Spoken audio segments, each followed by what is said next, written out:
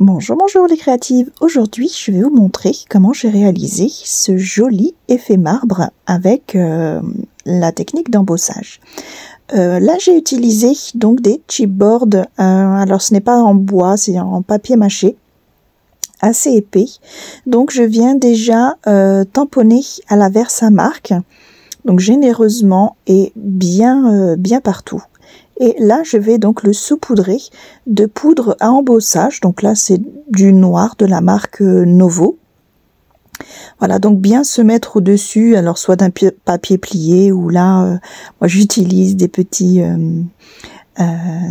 moules à cupcake en papier. Voilà, je trouve ça pratique pour les petits les petits embellissements comme celui-ci. Donc j'hésite pas à en mettre, surtout là le papillon, c'est pas facile parce qu'il y a beaucoup enfin les traits sont très fins. Voilà, donc une fois saupoudré, je récupère l'excédent de ma poudre. Je prends soin de bien fermer mon flacon et de l'écarter pour ne pas qu'il chauffe avec le reste. Là, avec un dessous en liège et des épingles, je fixe mon papillon pour ne pas qu'il bouge avec le souffle du heat gun. Et je viens faire fondre tout simplement la matière comme un embossage classique. Voilà, donc petite astuce, voilà, avec ce dessous de plat en liège, ça ne bouge pas dans tous les sens, c'est vraiment très pratique. Voilà, donc là on aperçoit déjà que c'est pas mal, mais ce n'est pas un embossage très net, donc on va faire ça une deuxième fois.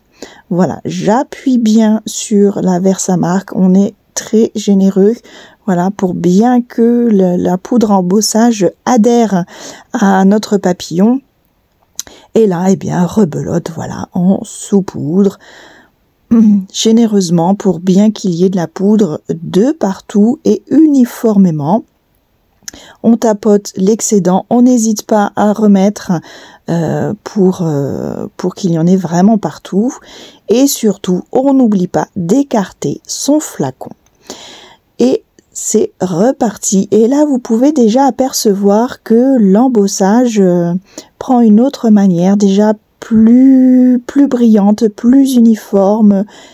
Voilà, c'est déjà quand même nettement mieux.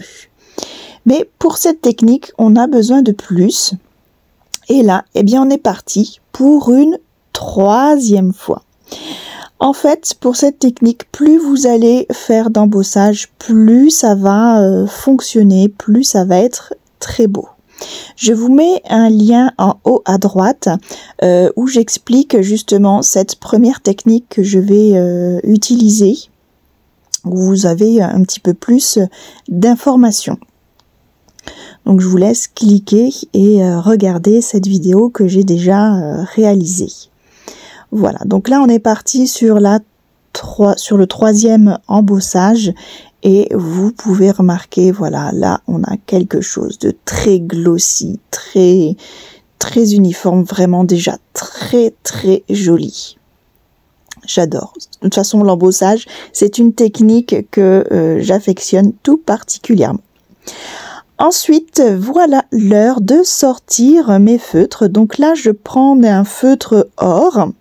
Alors, sur la vidéo que je vous ai conseillée, que j'ai déjà réalisée, je le faisais avec des feutres à alcool qui vraiment se font avec l'embossage. Là, je vous avoue que ça n'a pas vraiment réagi comme je le souhaitais, enfin comme je l'aurais pensé, puisque ce feutre, alors je ne sais pas s'il ne doit pas être à alcool, c'est un marqueur, mais permanent, et du coup, voilà, quand je fais chauffer, ça ne se fond pas vraiment avec mon embossage, donc je décide, donc là, voilà, j'ai fait vraiment tout chauffer, ça reste encore malléable, et avec une aiguille, je vais venir remuer un petit peu tout ça pour faire donner un petit effet.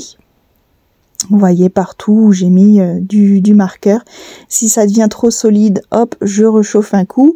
Et bien sûr, pour terminer, pour pour faire une belle finition, je rechauffe et l'embossage reprend sa forme bombée et initiale et bien brillante. Voilà. Donc, suivant le marqueur que vous utilisez, voilà, il peut y avoir cette petite astuce. Et je trouve ça formidable. Ensuite, deuxième, alors là, on est sur un plus petit papillon, mais on va faire une autre technique. J'ai déjà fait donc 2 embossages au préalable. Donc là, on est sur le 3e. Voilà, donc je mets la poudre noire.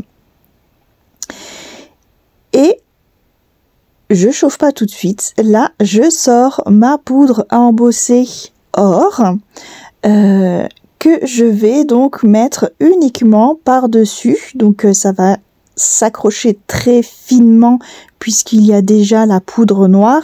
Et là, vous voyez, je le mets uniquement au bord des ailes. Je tapote l'excédent, je remets, je tapote tout doucement pour en garder quand même un petit peu. Donc là, c'est très délicat, on voit à peine, vous voyez, les pigments de cette poudre embossée. Et là, je vous laisse admirer la magie où l'or se mélange, vous voyez, avec la poudre, enfin, les 2 poudres embossées se mélangent et ça donne un résultat magnifique. Franchement, j'adore cette technique, comme quoi on peut mélanger tout à fait 2 poudres à embosser. Donc voilà, 2 techniques différentes pour avoir un effet sur de l'embossage. Là, ça fait un petit peu effet marbré avec une brillance exceptionnelle. Je vous remercie d'avoir suivi cette vidéo. J'espère qu'elle vous a plu et surtout qu'elle vous a inspiré pour de prochaines créations. Je vous dis à très bientôt. Bye bye.